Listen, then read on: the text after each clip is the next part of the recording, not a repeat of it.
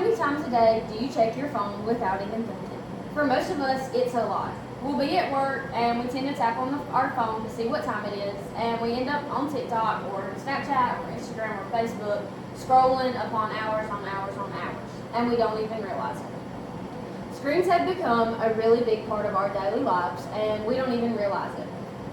The problem with this and it becoming a huge part of our daily lives is that it can really harm us in bad ways. It harms us in ways of mental health, our grades at school, sleep, and even our relationships with people on day-to-day lives.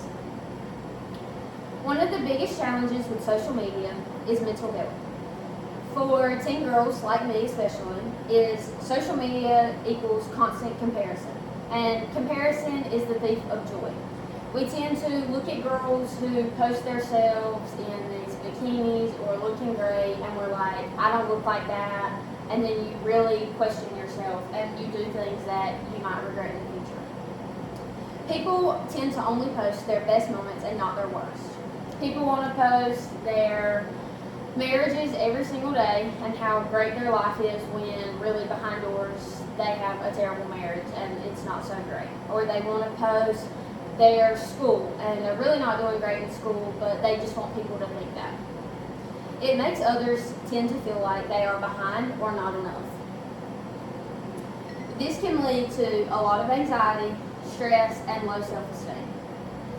This is a visual that I have showing the difference with teens using social media with low depression and high depression symptoms. And less screen time can mean a better mood and better confidence. You can be in a better mood because you're not scrolling upon, you can actually have conversations with people in person, talking to them, and you're not seeing what you don't look like or what you should be doing. Another huge way that social media harms us is our school performance. Screen time affects our grades because phones are the biggest distraction while studying. I know this from first-hand experience that I'll try to study or do my homework, and I tend to be like, I'm over this, I'm just going to get on my phone for 5 minutes and take a break, and then when it's 5:30 I do that, and then I realize it's 7 o'clock. Notifications can break our focus instantly. We see one of our friends texting us and we're like, oh, let me just text them back, and then you've completely lost track of where you're at and what you're doing, and you don't even know what you're studying anymore. It's hard to get back into studying after checking your phone. Screen time reports show hours lost daily of studying. And this is a visual that I have showing how much time is spent looking at a screen. Less phone time can mean better focus and better grades. You can study more, focus more, and then you can go to school the next day and make a better grade on that test that you actually studied for and you weren't on your phone. Another big harm that social media has on us is sleep.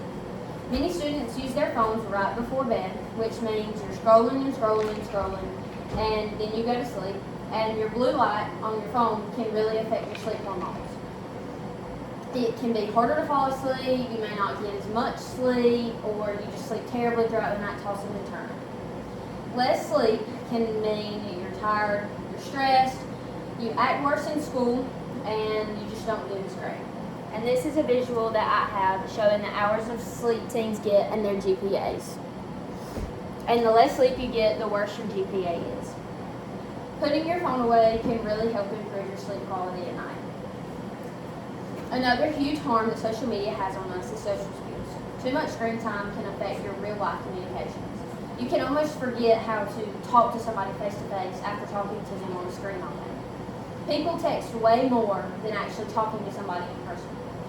Face-to-face conversation feels harder for some reason. Less eye contact, confidence, and communication practice. And this is a visual that I have showing communicating online versus in person. Real relationships are way stronger in person, and you're not talking through a screen. Your productivity and your lifestyle can be harmed as well from social media.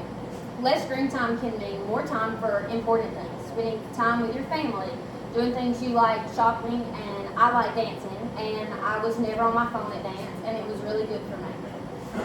studying, exercise, hobbies, family time. You have better time management and you can figure out how to do things better and you don't put things off or rush them. You're more productive and you're less stressed daily. This is a visual I have showing phone time and report card grades. Small changes, just like putting our phone away, can make a huge difference.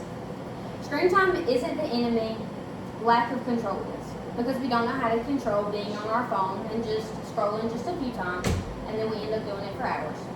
It affects our mental health, our school, our sleep, and our relationships.